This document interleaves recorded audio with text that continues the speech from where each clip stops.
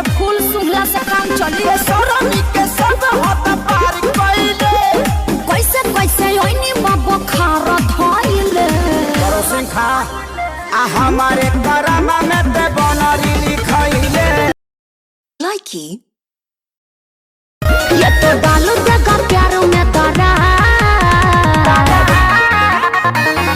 आजकल के लारी किनके फेरा में जानी परी हो आजकल के लड़की फैशन दारी धोखेबाज बारी लाइकी तक दी जकरा पे गिरे बिजुलिया गोरी तोरी अरे का गोरी तोरी कोइले बड़ा कुछ आगे भी बोला।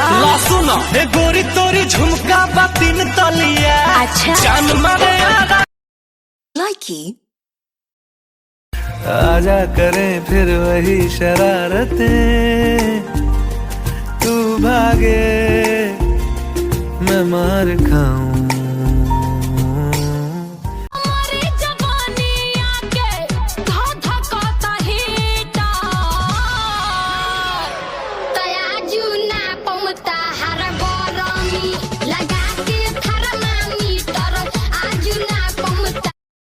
लाइकी